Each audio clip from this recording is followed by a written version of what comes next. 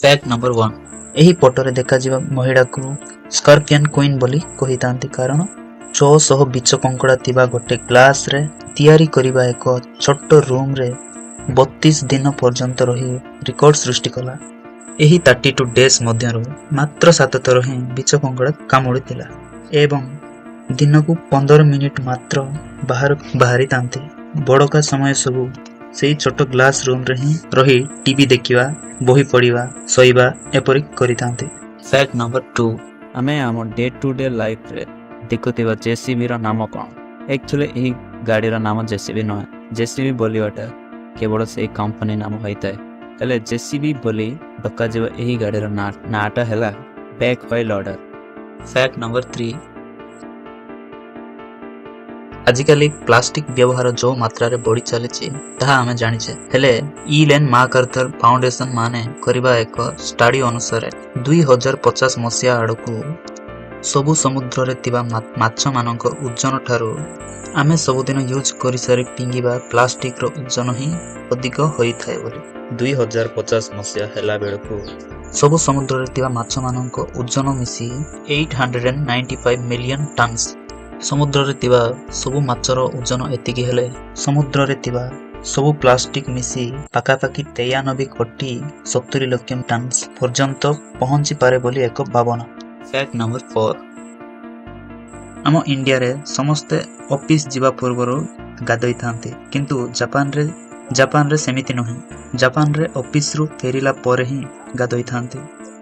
Fact number 5 One of the best phone in India that is Nokia।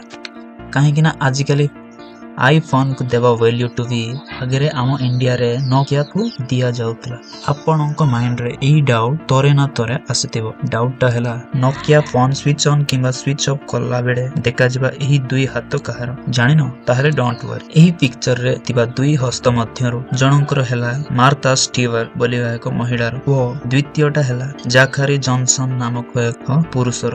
Fact number 6 ଆମ Indian currency ଉପରେ ମହାତ୍ମା ଗାନ୍ଧୀଙ୍କ ଫଟୋକୁ print କରାଯାଇଥାଏ। ହେଲେ ଆପଣ ଜାଣିଛନ୍ତି ଗାନ୍ଧୀଜୀଙ୍କ ଏହି ଫଟୋକୁ କେବେ ଓ କେଉଁଠାରେ ଉଠେଇଥିଲେ ବୋଲି? କରେନ୍ସି ନୋଟରେ ପ୍ରିଣ୍ଟ କରାଯିବା ଗାନ୍ଧୀଜୀଙ୍କର ଏହି ଫଟୋ 1946 ମସିହାରେ ଭାରତର ରାଷ୍ଟ୍ରପତି ଭବନ ବାହାରେ କରାଯାଇଥିଲା।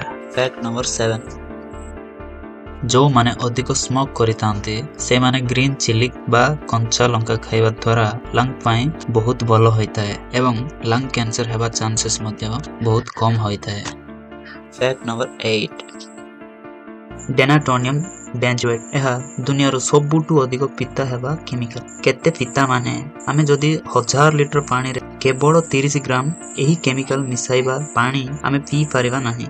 ମାନେ ସେଇ କେମିକାଲ କେତେ ପିତା ହୋଇଥିବ ଟିକେ ଚିନ୍ତା କରନ୍ତୁ। ଫ୍ୟାକ୍ଟ ନମ୍ବର 9 ଅଧିକାଂଶ ପୁରୁଷମାନେ ତାଙ୍କ ୱାଲେଟକୁ ତାଙ୍କ ବ୍ୟାକ୍ ପକେଟରେ ପୁରେଇକି ରଖିଥାନ୍ତି। ହେଲେ ତା ଯୋଗୁଁ କିଛି ପ୍ରୋବ୍ଲେମ ହୋଇନଥାଏ। କିନ୍ତୁ ବ୍ୟାକ୍ ପକେଟରେ ୱାଲେଟ ରଖିକି ବସିବା ଅଧିକ ବିପଦ ହୋଇଥାଏ। କାହିଁକି ନା ବ୍ୟାକ୍ ପକେଟରେ ୱାଲେଟ ରଖିକି ବସିବା ଦ୍ୱାରା ଆମ ବଡି ନର୍ମାଲ ପୋଜିସନରେ ନ ରହି ଅପ୍ ଆଣ୍ଡ ଡାଉନ୍ ପୋଜିସନରେ ଥାଏ ଏବଂ ଏହି କାରଣରେ ଆମ ବଡିର ବ୍ୟାଲେନ୍ସ ହୋଇନଥାଏ। ଏହା ଦ୍ୱାରା ଆମ ବ୍ୟାକ୍ ବୋନରେ ଅଧିକ ପ୍ରେସର ପଡ଼ିବା ଲାଗି ଧୀରେ ଧୀରେ ବ୍ୟାକ୍ ବୋନ୍ ବେଣ୍ଡ ହୋଇଯିବାର ଚାନ୍ସେସ୍ ଥାଏ। ଦୁନିଆରେ 70ରୁ 80% ଲୋକମାନଙ୍କୁ ଆସିବା ସାୟାଟିକା ବୋଲିବା ଏକ ବ୍ୟାକ୍ ପେନ୍କୁ ପଛ ପଟରେ ୱାଲେଟ ରଖି ବସିବା ମଧ୍ୟ ଏକ କାରଣ ହୋଇଥାଏ। ଏହା ଦ୍ୱାରା ଆମ ଶରୀରର ସାୟାଟିକ ବୋଲିବା ଏକ ରକ୍ତନଳୀ ଚୂର୍ଣ୍ଣ ହୋଇଯିବା ଯୋଗୁଁ ବ୍ୟାକ୍ ପେନ୍, ଲେଗ୍ ପେନ୍ ପରି ପ୍ରୋବ୍ଲେମ୍ସ ଆସିବାର ଚାନ୍ସେସ୍ ଅଧିକ ଥାଏ। ସେଇଥିପାଇଁ ଏବେଠୁ ଅଫିସରେ ୱାର୍କ କରିବା ସମୟରେ, ଡ୍ରାଇଭିଂ କରିବା ସମୟରେ, କ୍ଲାସରେ ବସି ଲେସନ ଶୁଣିବା ସମୟରେ ୱାଲେଟକୁ କାଢ଼ିକି ଫ୍ରଣ୍ଟ ପକେଟରେ ରଖିକି ବସନ୍ତୁ।